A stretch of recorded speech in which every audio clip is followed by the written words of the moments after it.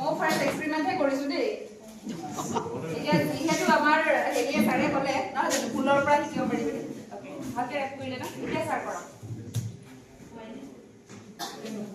আপুনি স্পিকাৰটো দিয়ক কি আছে Press on. No, this. Do. Experiment pass হৈ গ'ল দেই সবে কেনে এটা কৰছো ফাৰ্ষ্ট ট্ৰায়াল কৰিছো No coverage area কেলে হ'ল এটো এক্স্যাক্টলি এতিয়া মই অলপ আগতে কাৰ লগত ৰিলেট কৰিবৰ কাৰণে কৰিছিল এটো বজ্ৰপাত এতিয়া মই ধৰি ললো বজ্ৰপাতটো সাৰৰ মোবাইল ফোনৰ পৰা আহিছে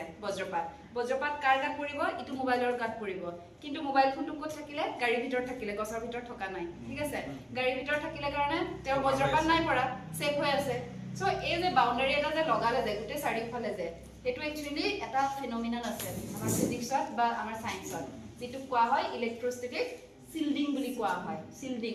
মানে এটা ঘৰৰ নিচিনা লেয়াৰ এটা বনোৱা হয় ঠিক আছে যত মানে যেটো ফ্ৰিকুৱেন্সিয়ে এক পাব লাগিছিল সিগন্যালটো সেই সিগন্যালটো কাট কৰি দিয়ে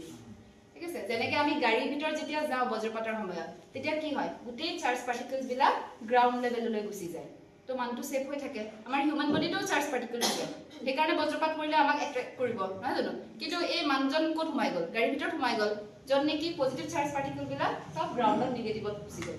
হেতু ঠিক আছে স্যাৰ এটা আপোনাৰ ফোনটো দিয়া যাব পাৰে